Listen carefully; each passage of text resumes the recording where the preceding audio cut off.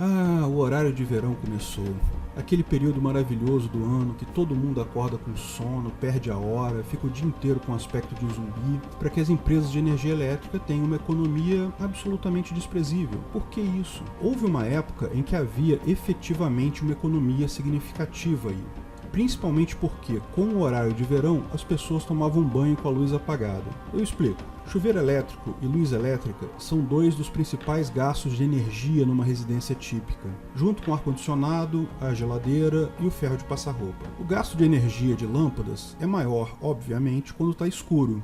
O gasto com energia com o chuveiro elétrico tem um pico por volta das 19 horas, que é quando as pessoas chegam do trabalho e tomam banho. No horário normal, as pessoas chegam em casa às 19 horas e já está escuro, então elas acendem a luz e tomam banho. Esses dois fatores se somam, gerando um pico grande na demanda. Não existe tecnologia adequada para se armazenar energia elétrica. Então, as usinas geradoras de energia precisam ser dimensionadas com capacidade para atender esse pico de demanda de energia. O horário de verão garante que, ao chegar em casa, ainda vai estar claro. Você vai continuar tendo o pico de consumo do chuveiro elétrico, mas as luzes você só vai acender depois. A quantidade de energia gasta continua basicamente a mesma, mas o pico de energia agora diminuiu. Se você consegue diminuir esse pico, mesmo que a quantidade de energia total continue a mesma, isso implica sim em grande redução de custos, porque você requer menos capacidade total instalada para atender essa demanda. E isso foi verdade por muito tempo. Só que a tecnologia e a cultura mudaram. Hoje temos lâmpadas fluorescentes que gastam uma fração da energia gasta com as antigas lâmpadas incandescentes. Agora, o pico do chuveiro com a luz elétrica não é mais tão significativo. Além disso, o ar-condicionado popularizou-se no Brasil. O que é esperado nesse clima infernal que vivemos? O horário de verão acaba aumentando o gasto com ar-condicionado residencial, porque as pessoas chegam em casa ainda com o dia claro, quente e ligam o ar-condicionado. O resultado disso é que a economia com horário de verão já era decrescente há muito tempo, e hoje não há qualquer justificativa para se manter o horário de verão. Por que eles continuam fazendo isso? Só existe uma resposta possível. O governo é sadista. Não basta ele te explorar com impostos escorchantes e rir na sua cara com leis idiotas para arrecadar ainda mais dinheiro seu. Ele gosta de te fazer sofrer absolutamente pelo único propósito de te ver sofrendo. Ah, mas tem gente que gosta do horário de verão. Claro, todo mundo sabe que existem malucos masoquistas no mundo. Tem gente até que paga para ser chicoteado em masmorras sadomasoquistas. Tem gente que se orgulha de pagar imposto.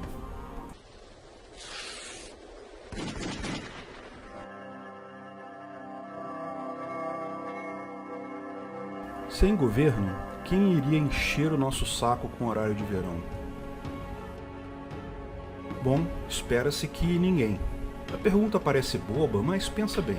Não é só o horário de verão. É todo o sistema de horários, fusos horários, que precisa ser estabelecido para que as pessoas possam se comunicar com eficiência, marcar compromissos, estabelecer turnos. E a certificação de pesos e medidas, sem um governo, quem faria isso? No mundo anarcocapitalista, regrediríamos à Idade Média em que cada lugar contava a hora de um jeito, cada comerciante usava uma medida diferente? As vantagens da padronização são evidentes em qualquer sociedade. Por mais que todo mundo seja livre para criar um plug e uma tomada com a sua forma própria, é muito melhor se todos concordarem em adotar o mesmo padrão.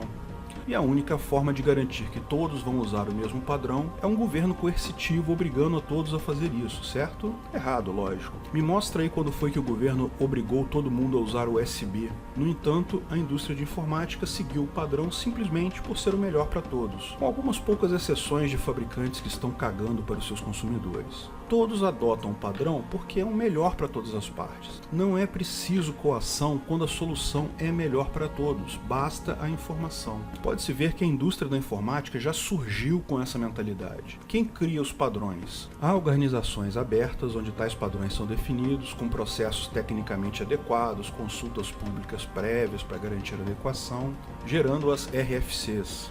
Tais organizações são mundiais, não nacionais. Imagina se tivéssemos apenas um tipo de tomada e plug no mundo todo. Lógico que governos jamais aceitariam isso, perderia a graça torturar seus escravos sadisticamente, com padrões nacionais que não servem em nenhum outro lugar do mundo. Numa sociedade de informação ampla, os padrões definidos são divulgados de forma aberta, e como é melhor interesse para todos, todos adotam. Ninguém precisa obrigar ninguém. Da mesma forma, é fácil imaginar que órgãos como a ABNT, que hoje já é fundeada majoritariamente pela iniciativa privada, continuaria existindo mesmo após o fim do governo, ganhando até mais atribuições, tais como definir uma norma para horários e fusos horários em determinada região. Ninguém seria obrigado a seguir suas deliberações, mas é o interesse de todos. Não há necessidade de implementação coercitiva, mas diferenças culturais podem ficar difíceis de conciliar, certo? Veja o caso dos Estados Unidos e o sistema métrico. Quando era colônia inglesa, adotou as unidades imperiais inglesas, libra, polegada, graus Fahrenheit, pés, etc. Após a independência dos Estados Unidos, no século XVIII, a França implementou uma ideia que já era cogitada por especialistas há muito tempo: a padronização de pesos e medidas em múltiplos de 10. Naquela época, as medidas de peso e distância variavam de cidade para cidade. Haviam 12.000 unidades de peso só na França. Então, lógico, havia uma grande confusão no comércio. Mas não era só isso, as divisões eram irregulares. Um pé são 12 polegadas, uma jarda são 3 pés. Isso dificulta o cálculo. Além disso, existem diferentes unidades com o mesmo nome. Uma libra e uma libra troy são valores diferentes. Uma libra equivale a 16 onças, uma libra troy equivale a 12 onças troy, que também não é o mesmo que uma onça. Percebe a quantidade de problemas potenciais que podem surgir disso? A Academia Francesa de Ciência criou então um padrão de peso e medida e estabeleceu múltiplos de 10 para as divisões. O padrão do peso era grama, 10 gramas é um decagrama, 1000 gramas um quilograma, 1/10 de grama é um decigrama e assim por diante. Cada grandeza é dada em uma unidade base e suas subdivisões e múltiplos seguindo a lógica da base 10. Muito mais simples. Melhor ainda, um tratado internacional fez com que todos os países da Europa e, por consequência, suas colônias adotassem o mesmo modelo. Só os Estados Unidos ficaram de fora. Oficialmente, os Estados Unidos, Mianmar e Libéria. Mas esses outros dois, embora o sistema internacional não seja o oficial, ele é o mais usado hoje em dia. Essa situação que persiste no ZEUA é extremamente complicada e já gerou problemas até em projetos de satélite feito em conjuntos com empresas americanas e europeias. Um satélite enviado para Marte em 1999 falhou e se perdeu, gerando milhões de prejuízo porque haviam cálculos feitos na unidade errada. Parece óbvio que a solução mais simples seria forçar os Estados Unidos a adotar o sistema de medidas internacional. Embora uma mudança nesse padrão pareça difícil nos Estados Unidos hoje em dia, em tese, se o governo federal americano quiser, ele pode forçar coercitivamente essa mudança. Sem um governo para forçar tal alteração, parece impossível que a população faça isso. Até porque o principal motivo pelo qual o governo não faz essa alteração é esse. Vários presidentes americanos no passado tentaram implementar tal mudança, mas a reação negativa foi tanta que abandonaram a ideia.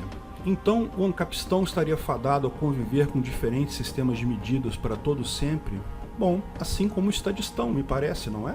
Mas é importante ressaltar alguns pontos. Embora o sistema americano seja diferente, ele se tornou uniforme e conversível. Houve uma época que haviam pés de 11 polegadas e meia e pés de 12 polegadas. Houve uma época que se discutia qual era a conversão correta entre polegadas e centímetros. Hoje não tem mais isso. Um pé é sempre 12 polegadas e a conversão é fixa e definida.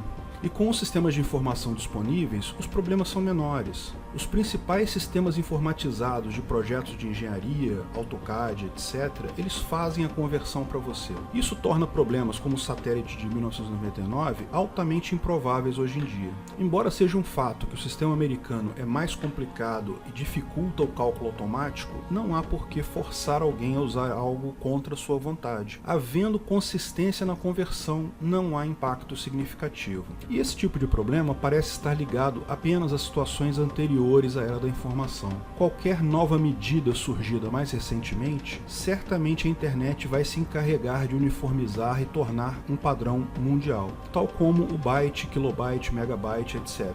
Se as tomadas elétricas tivessem sido inventadas hoje, certamente haveria um padrão único no mundo. E eu não acho improvável que um dia, talvez até bem próximo, o padrão USB passe a ser usado como tomada normal, apenas por ser um padrão uniforme mundialmente. A gente abandone a tomada tradicional e todos os aparelhos passem a usar a USB para carregar energia. Liberdade e convergência de padrões é algo natural que veremos cada vez mais ao longo do tempo. Me arrisco a dizer que até a linguagem vai se adaptar dessa forma, não com o mundo todo adotando uma mesma linguagem, porque isso criaria dificuldades culturais grandes, mas com a uniformização dos termos entre as linguagens. Termos cuja tradução é difícil ou muito específica tendem a perder lugar para termos facilmente conversíveis para outras linguagens em tradutores automatizados. O uso de programas de tradução já é grande e só tende a aumentar, mas usar termos de fácil tradução e não ambíguos tem a vantagem econômica de permitir a tradução simples e clara do texto. Eu me pego fazendo isso ao escrever os scripts desses vídeos. O futuro com liberdade jamais será uniforme. Haverão unidades diferentes, haverão línguas diferentes, mas a convergência de termos é uma tendência inexorável. Padrões vantajosos e lógicos sempre foram e sempre serão adotados livres de coação.